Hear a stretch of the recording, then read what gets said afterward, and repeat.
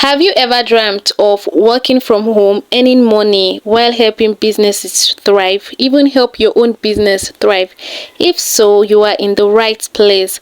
Welcome to Millionaire Squad. I'm Joy Thomas, and in today's video, we are going to be diving into the exciting world of virtual assistants. Being a virtual assistant opens doors to spaces that seems unbelievable if you commit to it. Of course, it's not going to be easy. If it was easy, everyone would do it. Anything worthwhile takes grit, determination, and growth mindset. You've got this. Yeah. Buckle up. It's going to be a life transforming ride. I am so excited to guide you through this journey. Let us build the skill and confidence you need to thrive in the world of being a virtual assistant. This week, we would be laying the foundation for your journey as a virtual assistant.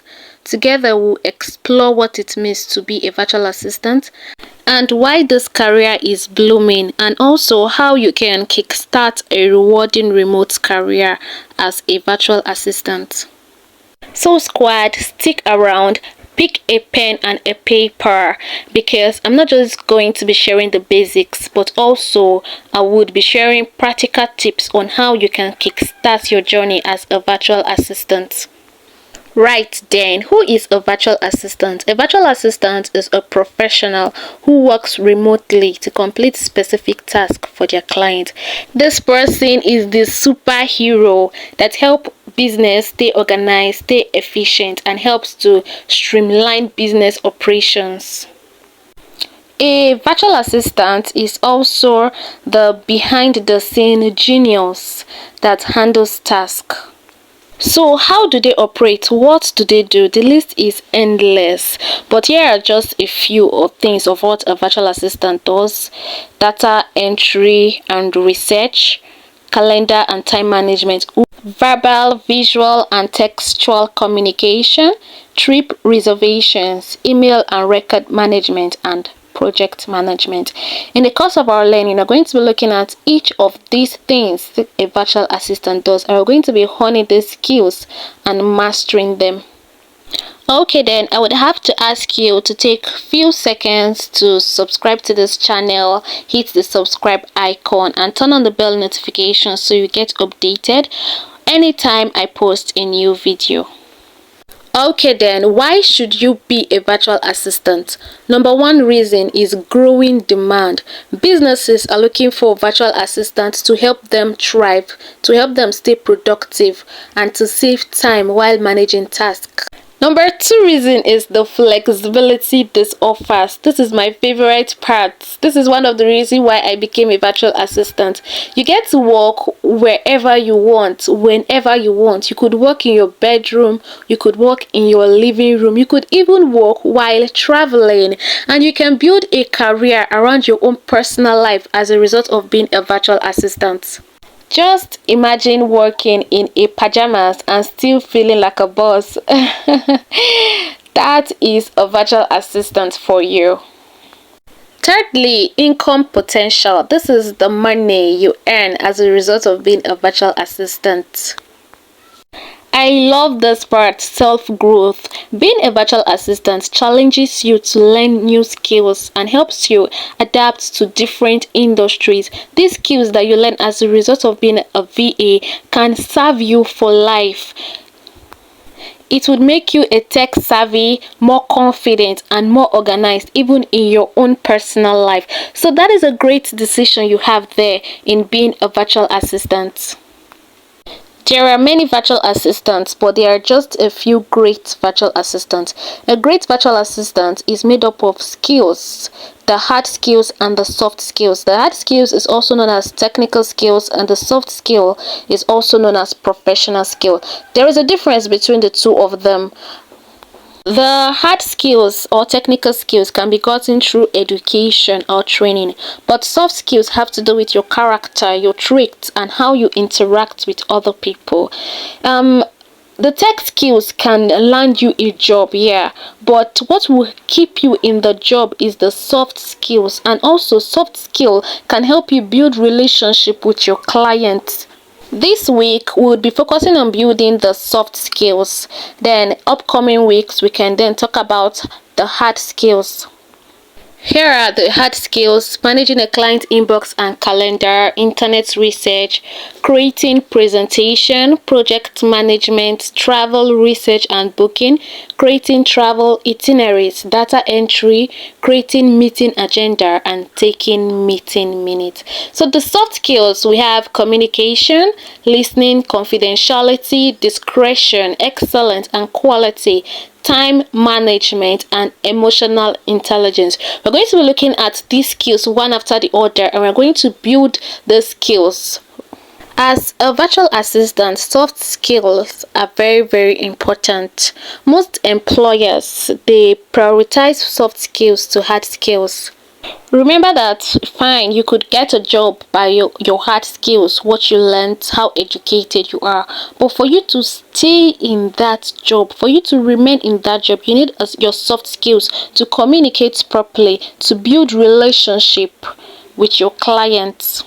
The simple act of communicating, listening, showing discretion, and also empathy, emotional intelligence can make a huge difference in your career as a virtual assistant. Not only in your career as a virtual assistant, also in your personal life, in your relationship with people. These soft skills are quite very important. Okay then, let's familiarize ourselves with the first soft skill here, which is communication. Communication means giving and receiving information. As a virtual assistant, you should be able to express your ideas to your client. We have 7 C's of communication: clear, concise, concrete, correct, coherent, complete, and cautious. Number 1, clear. Your message should be easy to understand. Instead of saying something like, "We would meet soon," say, "We would meet by 10 a.m." That is very clear. Then for concise, you have to keep your message brief and straight to the point. For example, instead of saying, "At this moment in time, I and my team are not sleeping. We wake up every day and we work till night," you could just easily say, "We are working on it." Okay, then your information should also be concrete. You should provide facts and details. For example, instead of saying sales increased a lot, you could just say sales increased by 25% last month. Also, your message should be correct. Your message should be free from every grammatical errors, spellings, or factual errors. You can use tools like Grammarly or Quillbot to check for grammatical errors. A single grammatical error can make your work look haggard. Okay then, another C of communication is coherence. You have to think about the audience perspective, their needs and feelings, so they can easily flow and understand what you are saying and what you mean. You should not use a term that they don't understand. Also, your communication has to be complete. Provide all the necessary information to avoid confusion. For example, instead of saying "submit the form," you could just say "submit the form by Friday 5 p.m. And the last C of communication, cautious. You have to be polite, be respectful, and considerate of the audience feelings. Being polite, you could easily say, for example, "Could you kindly send the files?" instead of saying, "Send me the files now." For our project for week 1, we are going to be honing our communication skill through peer-to-peer coaching. The details of this would be shared soon in the course of this video. And also, we'll be doing a little assessment of where we stand in our communication skill. This will also be shared as part of our task submission. Remember the 7 C's of communication. Communication has to be clear, concise, concrete, correct, coherent, complete, and cautious. The best virtual assistants are proactive communicators. Proactive communicators give updates in advance with details without being asked, as opposed to the reactive communicators who share updates only when asked. Proactive communicators anticipate needs and take initiative. For example, before a client meeting, a proactive VA checks the agenda, prepares relevant documents, and sends a reminder to the client even before being asked. So they might say to their client, I've scheduled the meeting and attached the report. Let me know if there's anything else you need ahead of time. But a reactive communicator, just like the name implies, reactive, they react. A reactive VA waits for instructions or for problems to arise. For example, during a meeting and the client might ask for a report that wasn't prepared, and then the VA says, oh, I didn't realize you needed that. I'll get to it as soon as I can. Being a proactive VA means you have to ask questions, seek clarifications, find out ways you could make work easier for your client, and work towards it.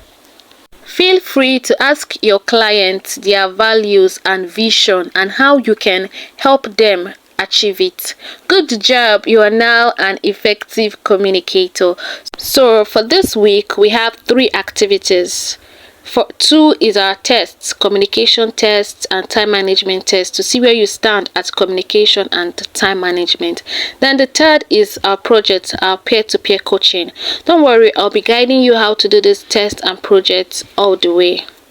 When you click on the 5-minute communication test link in the description box below, it would take you to this. This test is 5 minutes from Quimdom. It's going to test where you stand at communication. So to start, just click on Let's Get Started.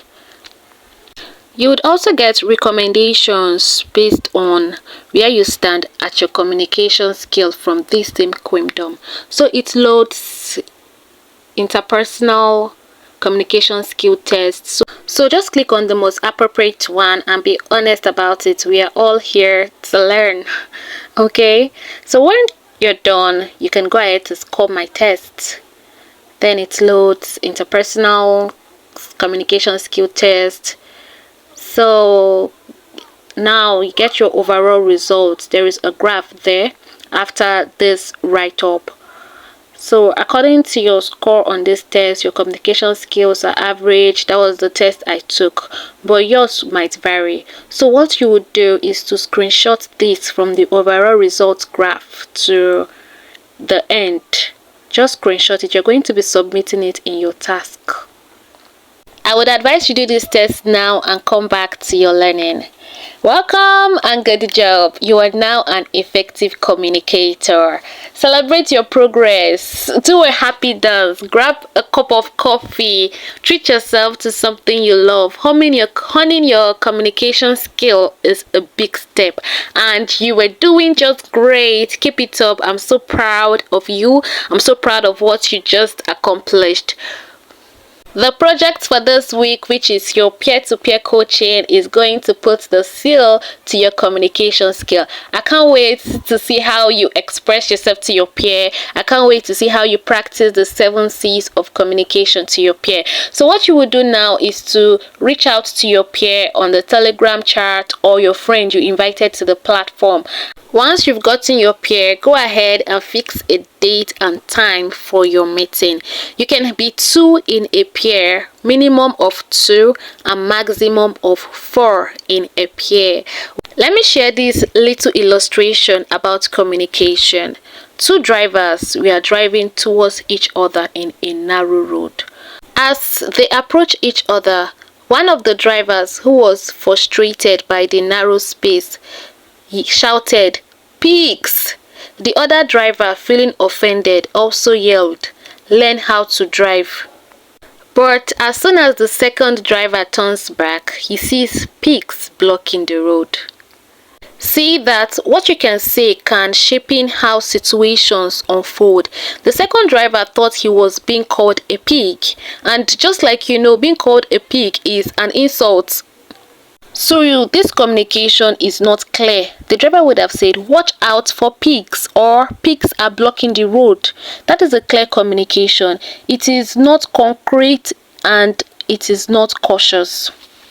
Even in Proverbs, it says that a soft answer turneth away wrath. I'm so proud of what you accomplished. I'm so proud of your progress. So, we're going to move on to the second soft skill, which is the listening skill. Listening is also a very important soft skill that aids communication. It means paying full attention to what someone is saying, understanding their message, and responding thoughtfully. It is very hard to listen because most times we only listen to what we would like to hear, and what is not pleasant to our ears, we refuse to listen. Do well to hit the subscribe button and also like this video, give this video a huge thumbs up, and lastly turn on the bell icon so you get updated whenever I post a new video. Use the comment section for questions, observations, or commendations. Thank you. So, how do you become a great listener? Being a great listener has to do with you being purposeful about listening. When someone is talking to you, do not interrupt the person speaking. Pay close attention to the person speaking to you and make eye contact if possible. This signals to the person that you are engaged and also interested in what they are saying. If there is anything you don't understand, don't be afraid to ask questions to get clarification. Likewise, you could use non-verbal cues. You could nod to affirm you understand, and you could smile, and also you could say, "Oh, I see," or you could also say, "That makes sense." Lastly, quote what the person says. Example, you could say, "If I understand correctly, you mean that," and repeat what the person says. So, communication and listening is settled. Remember that you have to wait until they have shared everything before responding. Great job! Kudos to you. You are now an active listener. Let's move on to the next soft skill, which is confidentiality. Confidentiality means keeping a secret and not giving out information that is not yours. Client information can be shared with you, but this should not be shared with anyone else. Some clients may even require you sign a non-disclosure agreement (NDA), and you should read these terms and abide by it. Sharing your client information is very, very risky and should be completely avoided. I got to work for a company where I had access to their huge salaries. I was so shocked and tempted to share this information until I remembered confidentiality. Any information you share must be approved by your client. Other people might ask you to share your client information, but you could just say to them, "That is not for me to talk about." Okay then, so let's head right on to the next soft skill, which is excellent and quality. Excellence and quality are the hallmark of a great virtual assistant. This is not just about getting the task done, but it is more about delivering the work that exceeds expectation and demonstrates professionalism. This goes the extra mile in your work. If a client, for example, if a client asks for a report, you don't just complete the report. If you want to give excellence and quality, you make the work look beautiful, easy to understand, and also make it free of every form of grammatical errors. An excellent work will make your client see you as indispensable. Quality work builds your reputation, leading to greater opportunities and longer success as a virtual assistant, because the client you deliver excellence and quality to is very likely to refer his or her friends to you. Discretion as a soft skill is still similar to confidentiality. Discretion means behaving or speaking in a way to avoid causing offense. Before we move on to the next soft skill, I'm still asking you to subscribe to this channel, like this video, and drop a comment down below. So the next soft skill is time management. Time management is the backbone of every successful virtual assistant. Not just virtual assistant, to be successful in everything you do, you need this skill called time management. We all have 24 hours in a day, but without this skill, time management, a whole day can come and go and we can't achieve anything. Time management is planning how to divide your time between activities and also following through that plan. We have various time management tools which we would be looking at in the course of this video. So now I want to give this illustration. If you have a client, you gave a deadline for a particular job to be done, and then you discovered right in time that you're not going to get this job done at that specific deadline, what should you do as a virtual assistant? So probably you managed your time effectively and it did not work out before the deadline. What would you do as a proactive communicator? You have to update your client about the delay. Remember that clear communication and being a proactive communicator builds trust and confidence in you, and it reduces every form of misunderstandings or disappointment. We have various time management tools. We have the Prioritization matrix, Google Calendar, Trello, and Asana. For this week, we would be practicing the prioritization matrix. Then week 2 will be for Google Calendar. And then in the course of the learning, we would also look at Trello and Asana. Trello and Asana are basically project management tools. So feel free to download the prioritization matrix in the description box down below. That is what we would be using, and you can also edit it and tick the task that you have accomplished. So what you're going to do, you're going to list all you have to do for this week and edit it in the prioritization matrix. This prioritization matrix, the first instance, was made by the former US President Dwight Eisenhower. It can also be called Eisenhower matrix. It is a very simple tool, but it is very powerful for time management. The prioritization matrix has 4 categories. It has urgent, important, do it immediately, important, not urgent, and also not important, urgent, and not important and not urgent. Let's start with the urgent and important. These are things you need to do immediately. You need to do now. They are very important. If you don't do it now, there would be negative consequences. These can be pressing problems, crises, or deadlines that has to be done immediately. So you categorize them after you have listed your task for this week. Now for the second category, that is important but not urgent. This has to be done. It can be done tomorrow, might not be done today.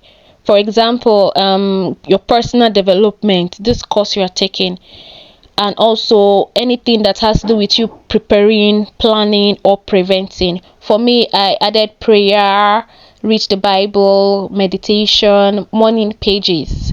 The 3 morning pages you write every morning, exercise, plan my weekly goals, and learn new skill. So these things are important. They are very important, but they are not urgent. They are not pressing it. I can do with them later. So that is where you categorize those that are not urgent but yet important.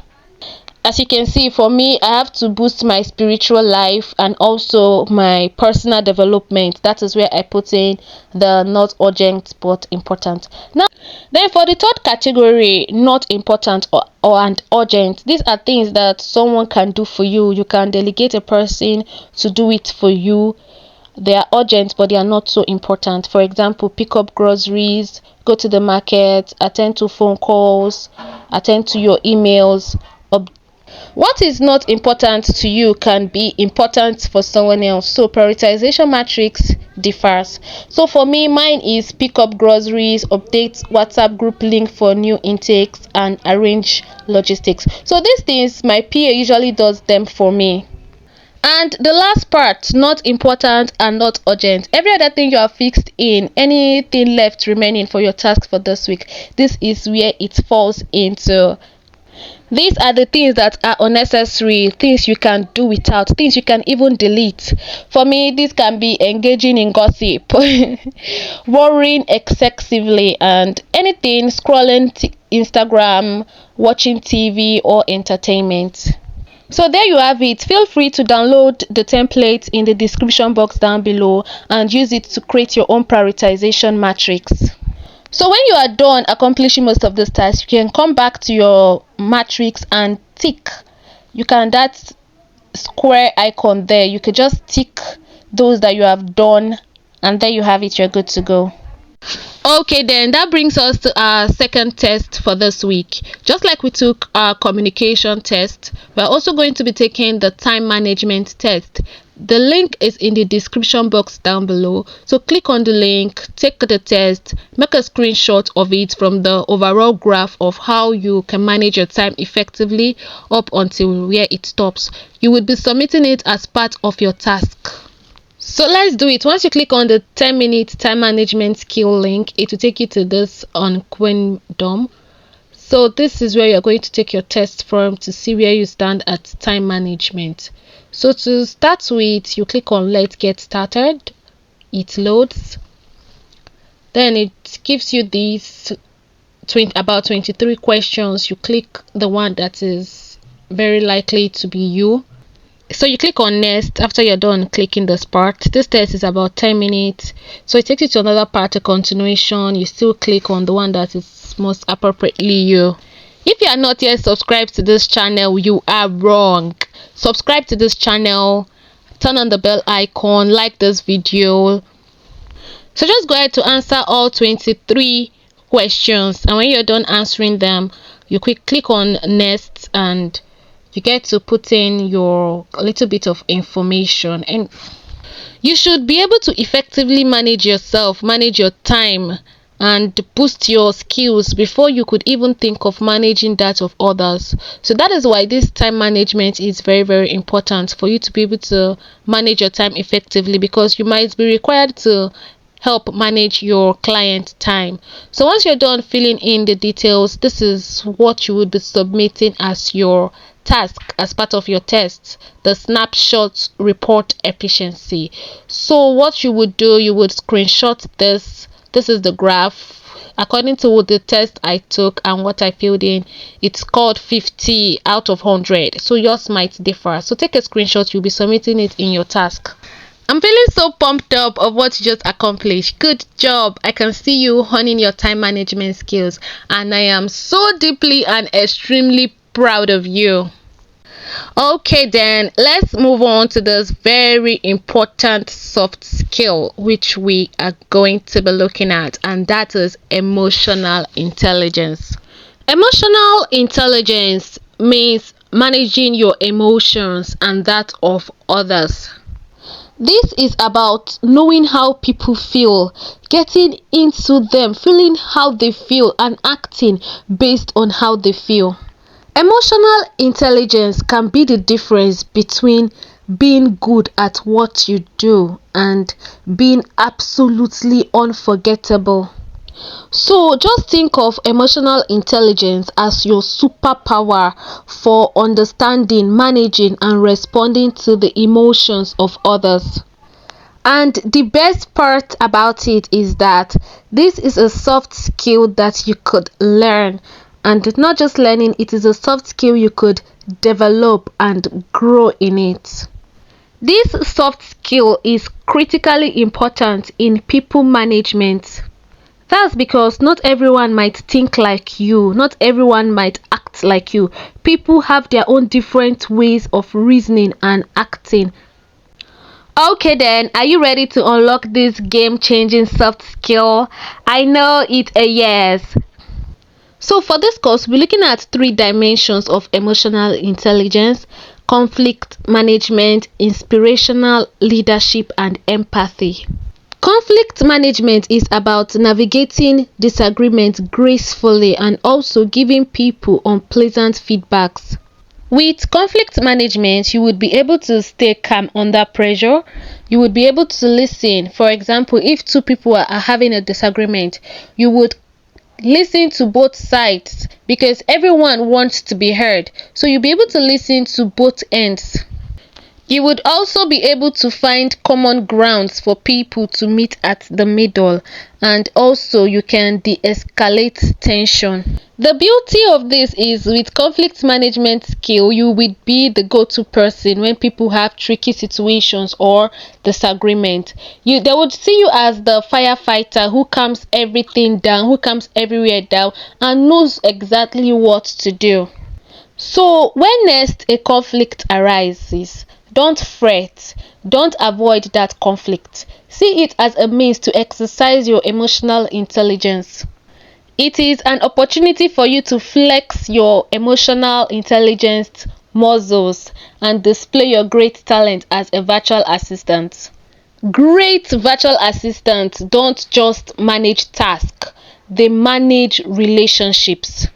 For example, if you have a peer, a colleague, or a friend who is overbearing, instead of trying to smooth over every interaction with that person, with emotional intelligence, you would bring the issue to them directly and communicate about it. You can start with something like how you admire them and want to see them succeed, and that if he or she monitored how his style impacted those around him, he would see a change which would help everyone. That brings us to the second dimension of emotional intelligence, which is inspirational leadership. Leadership is not just about the title but about influence. Even as a virtual assistant, you can display inspirational leadership. Inspirational leadership through emotional intelligence is simply leading without title. This means leading with your action, your words, and your attitude. And likewise, the solution you bring rather than a formal title. This means you encourage others, you uplift others, and you see great potentials in others. This can be done through encouragement or solving problems, or you could just be there when needed. With that, you are showing true leadership. And this inspirational leadership makes you very, very valuable. So the next time you see someone stressed, or you see someone discouraged, or you see someone in a problematic situation, you could step in with your inspirational leadership skill, and you can turn chaos into charity, or you can bring your charity into chaos, okay, whichever way. So then you can display your true leadership, not just by title but by influence. So this last aspect of emotional intelligence, which is empathy. Empathy is an aspect of EI that involves the ability to understand the emotions of others. You have to imagine how they feel.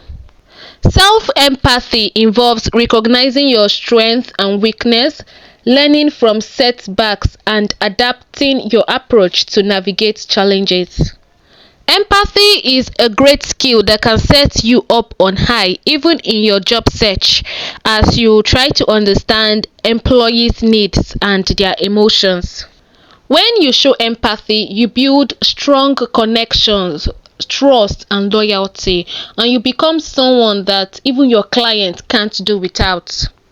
A VA with empathy would understand and ask his or her client specific questions.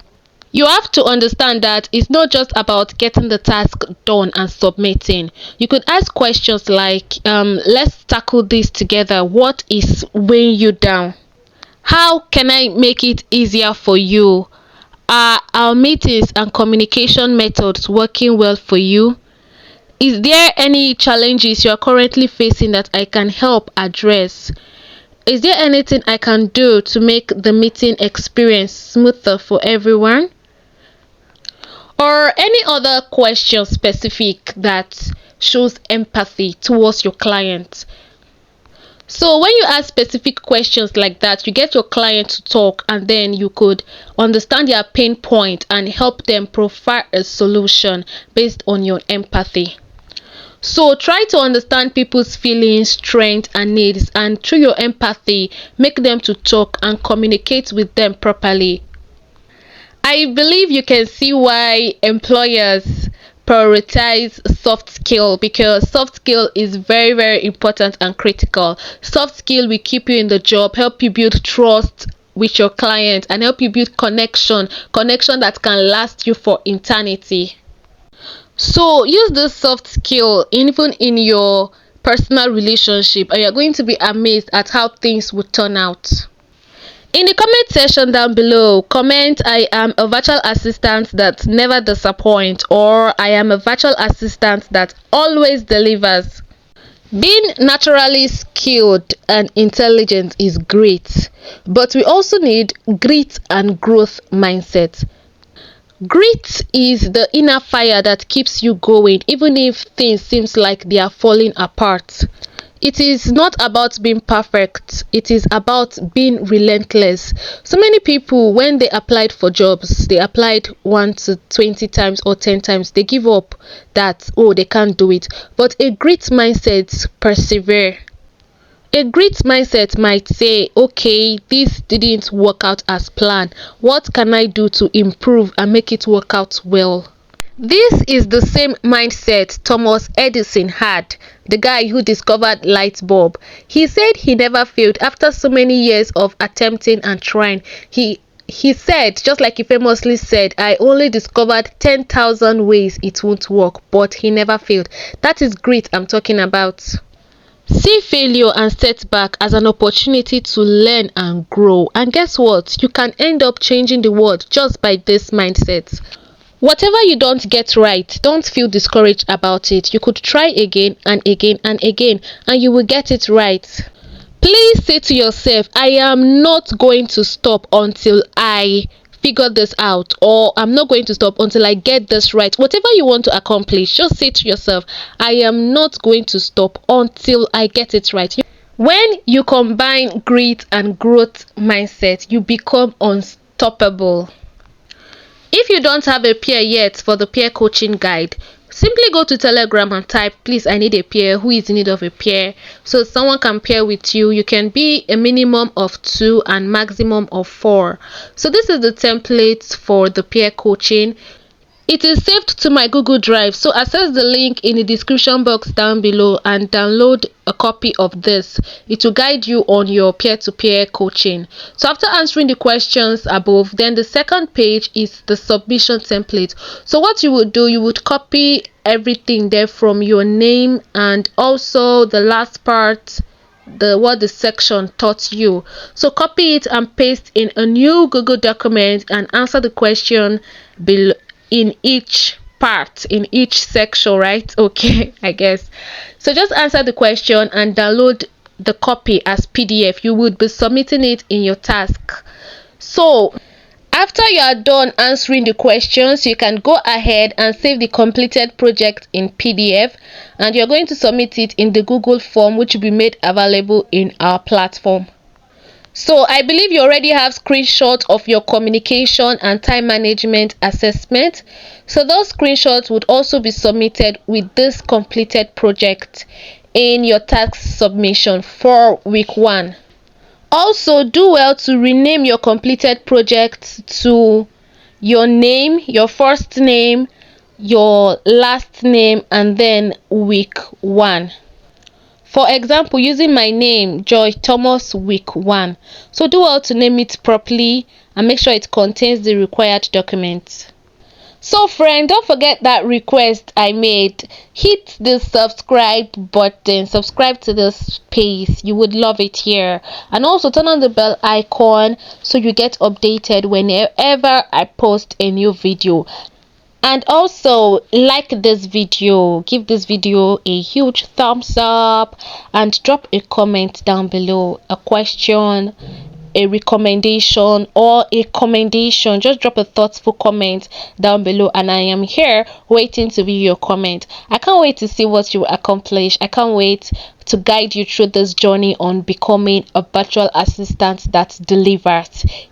So stay consistent, stay curious, and believe in your ability to succeed. You can dream big, work hard, and make it happen. Thanks for joining me on this journey to becoming a successful virtual assistant. And I guess I would see you at week 2 here, right? Google Workspace for a virtual assistant. Don't forget to submit your week 1 task. The Google form is available, so do well to submit it. Right, yeah, submit it, manage your time well, and submit your task. Thank you so much for joining this video. Thank you so much for subscribing. Thank you so much for watching the space. Thank you so much. I can't wait to see what you would create. I can't wait to hear your story, and we're going to take this journey together. Thank you, and I'll see you next time in a week. Bye.